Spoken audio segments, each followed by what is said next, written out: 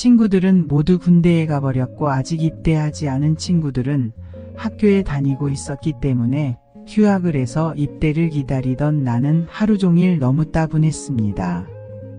입대를 하려면 5개월은 기다려야 하고 그때까지 어떤 목표를 세워서 실행하기도 너무 짧은 기간이었습니다. 곧 군에 입대한다는 생각 때문에 마음도 뒤숭숭했었고요. 그래서 군대에 가기 전까지 알바를 하기로 하고 알바 자리를 찾아보았지만 내 마음에 깔끔하게 맞아떨어지는 알바 자리가 없더라고요. 결국 어느 식당에서 식기를 닦고 자비를 하는 자리를 얻었습니다. 세상에 공짜 점심은 없다고 그 일도 만만찮았습니다. 집에 오면 학교 다니는 친구들이 술 마시자고 전화가 와도 피곤하다면서 잠을 잤을 정도니까요. 그러다가 며칠이 지나면서 일에 익숙해지니까 좀 할만하다는 생각이 들었습니다. 아마도 알바 생활이 한 달 조금 지날 무렵이었을 것입니다. 첫 월급을 받고 며칠이 지나지 않은 때였으니까요. 그날은 점심시간이 지나 식당은 한가한 시간이었습니다. 여자 손님이 혼자서 식사를 하고 있었습니다. 식당에는 다른 손님이 없었고 딱 그 손님 혼자뿐이어서 눈길이 갔습니다. 전날에도 그 손님은 직장 동료인지 3명의 여자들과 함께 같은 자리에서 식사를 했거든요. 그 손님이 혼자여서 눈길이 갔었다기보다는 전날 3명이 식사를 할 때 그중 한 사람을 어디서 많이 보았던 안면이 있는 사람이었는데 어디서 보았는지 도무지 기억이 나지가 않더군요. 손님이 가고 나서도 생각을 해보았지만 분명 아는 사람은 맞는데 기억이 나지 않았습니다. 그런데 그 다음 날은 그 사람이 혼자 식사를 하러 와서 눈길이 갔던 것입니다. 식기는 이미 다 닦아놓았고 주방 쪽에서 그 손님을 보면서 어디서 보았는지 기억해내려고 했습니다. 내가 손님을 유심히 쳐다보고 있는 것을 옆에 있던 주방 아주머니가 보더니 뭘 그렇게 쳐다보는 거야 마음에 들어 라고 놀렸습니다. 나는 그런 것이 아니라고 했지만 그렇다라고 했어도 이상하지 않을 만큼 젊었고 예뻤어요. 아주머니가 말했습니다. 총각 마음에 들어도 포기해. 이미 임자가 있는 몸이야. 그 말을 듣고 내가 물었어요. 아주머니는 저 사람이 누군지 아세요? 알다마다 우리 집 단골인데 요 옆 중학교 선생이라고 하던데 그 말을 듣고 나는 내 무릎을 아니 내 이마를 탁 하고 쳤습니다. 그랬습니다. 그녀는 내가 중학교에 다닐 때 우리 학교 수학 선생님이었습니다. 내가 그렇게 단박에 기억이 나지 않은 이유는 우리 학교에는 수학 선생님이 여럿 계셨는데 그 선생님은 우리 반에 들어오지 않으셨기 때문이었습니다. 그녀가 누군지 알자 이름까지 단박에 기억이 났습니다. 차정희가 그녀의 이름이었습니다.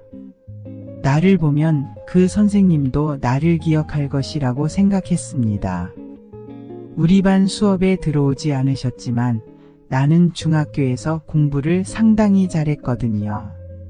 그리고 학급 반장이었기 때문에 교무실에서 그 선생님과 자주 이야기도 했기 때문입니다. 옆에 있던 아주머니가 말했습니다. 아는 사람이야? 예, 학교 다닐 때 우리 학교 선생님이셨어요.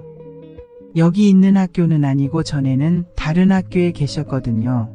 그럼 가서 인사드려. 옛날 은사님이신데 그래야 되겠죠? 나는 앞치마를 풀어놓고 혼자 식사를 하고 있는 선생님 앞으로 갔습니다. 나를 힐끗 보더니 밥그릇으로 시선을 돌리셨습니다. 그러나 식사는 끝이 난 것 같았습니다. 그래서 내가 말했습니다. 차정희 선생님 아니세요? 라고 하니 선생님이 다시 고개를 들고 나를 쳐다보았습니다. 그리고는 얼굴은 기억나는데 이름이 생각나지 않았는지 손가락으로 나를 가리키면서 너 라고만 하셨습니다. 김창수입니다. 저를 기억하시겠습니까? 라고 하자 그래 기억하지 너를 기억하지 못하면 누굴 기억하겠니? 여긴 어쩐 일이야 너 서울에서 학교 다닌다던데 네 친구들이 전에 학교에 한번 찾아왔을 때 네 근황을 얘기해 주더구나. 예, 군대에 가려고 휴학계를 냈고 여기서 알바하고 있어요. 나 여기 자주 오는데 그동안 널 한 번도 보지 못했구나. 제가 주방 구석에 앉아서 설거지를 하는데 보일 리가 없겠죠. 저도 어제 선생님을 우연히 보고 긴가민가 했어요. 선생님은 5년 전에 결혼을 하여 여기 근처에 사시는데 이 식당이 몇 년째 단골이며 내가 학교 생활은 잘하는지 일을 하는데 힘은 들지 않은지 등을 물어보며 정말 오랜만에 우연히 만난 친구처럼 기뻐해 주었습니다. 여기 식당에서는 몇 시에 마치는지 집은 어딘지를 물으셨고 선생님도 그 시간이면 퇴근한다면서 서로 만나 이야기도 하자고 하시면서 일을 마치면 전화하라고 전화번호를 찍어주셨어요. 선생님은 결혼을 했고 아직 신혼이고 아이가 있다면 아이 보기도 바쁘실 텐데 전화를 해도 괜찮을까 하고 망설이다가 며칠이 지나갔습니다. 그러던 어느 날 선생님께서 직접 퇴근 시간에 맞춰 식당을 찾아오셔서 같이 커피를 마시러 카페에 갔어요.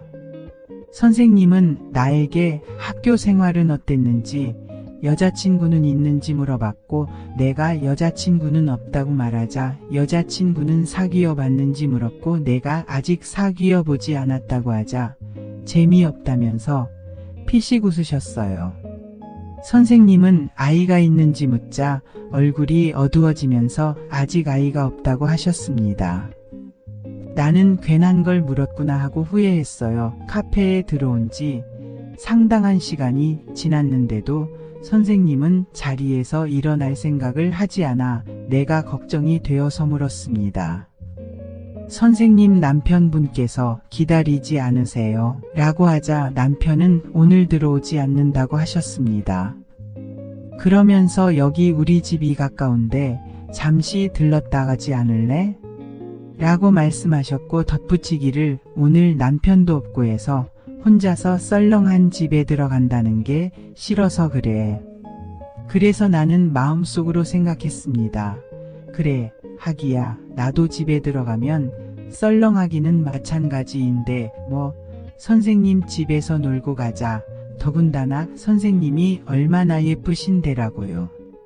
어머니 아버지는 일 때문에 항상 늦게 들어오셨고 고3인 여고생 동생은 거의 자정이 되어 들어오든지 아예 독서실에서 생활할 것이기 때문입니다.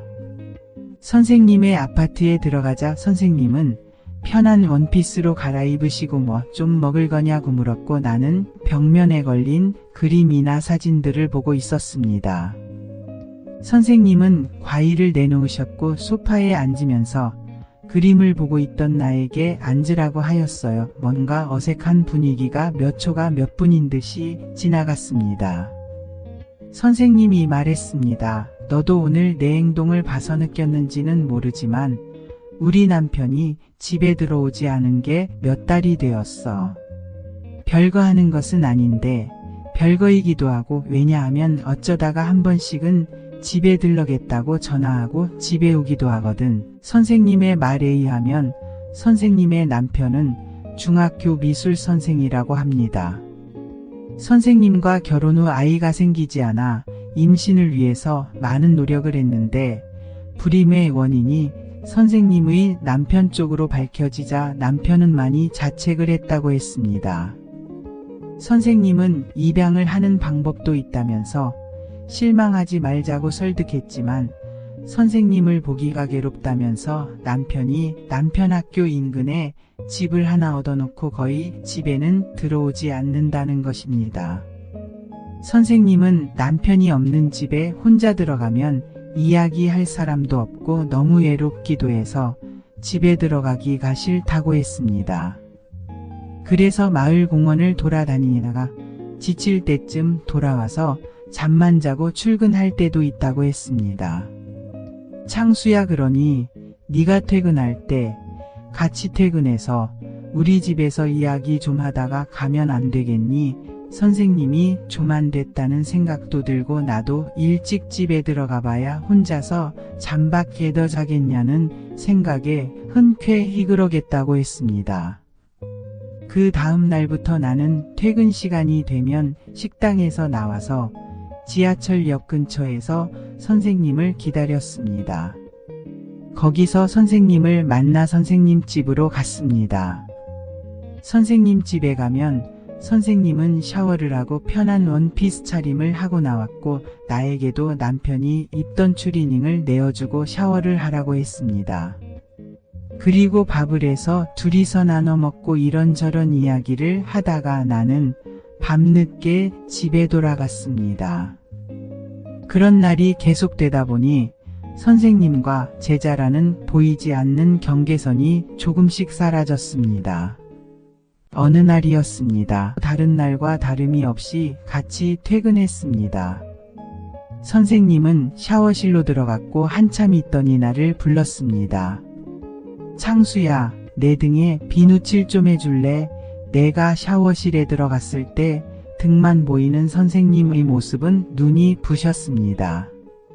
물론 내 신체 반응도 어김이 없이 찾아왔고요. 나는 그 신체 반응을 들키지 않으려고 재빠르게 비누칠을 하고 물을 뿌려주고 나왔습니다. 그 다음부터 나는 당연히 비누칠을 하러 들어갔고 그로부터 며칠 후부터는 내가 샤워하러 들어갔을 때 선생님이 비누칠을 해주겠다고 들어왔습니다. 선생님은 내 등에 비누칠을 하고 씻어주시더니 언제부터인가 내 온몸을 씻어주었습니다. 당연히 신체는 흥분이 되어 있었고요. 선생님은 그것을 보고도 모르는 척 했고요. 누나가 씻어준다고 생각하라고 했습니다.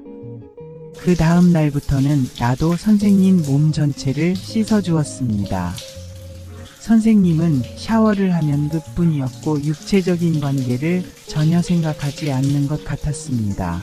그날은 집에 가지 않았습니다. 그 다음 날도 가지 않았고 집에 가는 날보다 안 가는 날이 더 많았습니다. 군에 입대하는 날이 되어서 우리의 관계가 드디어 끝이 났습니다. 나는 훈련소까지 선생님 이 차를 타고 갔습니다. 굳이 따라오시겠다는 우리 어머니 아버지에게는 친구 차를 타고 간다고 하고 따로 출발하시라고 했습니다. 선생님은 우리 어머니 아버지와 멀찌감치 떨어져 계셨습니다. 나와 선생님은 서로 시선만 교환하다가 어머니 아버지를 돌려보내고 막사구석에서 서 있는 선생님을 만났습니다. 선생님을 껴안고 한참 동안 서 있었습니다. 선생님이 눈물을 흘리셨습니다. 나는 막사 옆에서 우두커니 서서 울고 계시는 선생님을 혼자 두고 돌아섰습니다. 눈물이 보일까봐 선생님을 쳐다보지 않고 뒤로 손을 흔들고는 부대 내무반으로 뛰어갔습니다. 그것이 선생님과 나의 마지막이었습니다. 그 후 몇 번의 전화통화는 있었지만 선생님은 다른 학교로 전근 가셨고 전화번호도 바뀌어 버렸습니다. 군에서 제대를 했고 서울에서의 학교 생활도 빡빡했습니다. 선생님은 내 기억에서 서서히 사라져갔고 조금 더 지나자 기억에서 없어졌습니다. 어느 날 친구가 스승이날 행사에 갔는데 우연히 중학교 때 수학 선생님을 만났다고 했습니다. 내가 차정희 선생님 하고 물었더니 맞다고 했습니다. 지금 남편하고 같은 학교에서 근무하고 남편분은 미술 선생님이라고 했습니다. 내가 차정희 선생님의 전화번호를 아느냐 물으니 전화번호를 주었습니다. 그날 저녁 나는 떨리는 마음을 진정시키며 전화를 했습니다. 몇 번의 신호음이 들리더니 누군가가 전화를 받았습니다. 서너 살 정도 되는 여자아이의 목소리였습니다. 깜찍하고 귀여운 목소리였습니다. 우리 엄마 전화인데요. 우리 엄마 잠깐 밖에 나갔어요. 아, 그러니 나는 엄마 친구인데 너 몇 살이니? 이름이 뭐니? 하고 묻고는 전화를 끊었습니다. 그리고 가만히 생각해 봤습니다. 내가 선생님 집에 가곤 하던 때가 4년 전이었지. 그리고 그날 이후로 나는 전화를 한 번도 하지 않았습니다. 지금까지 들어주셔서 감사합니다.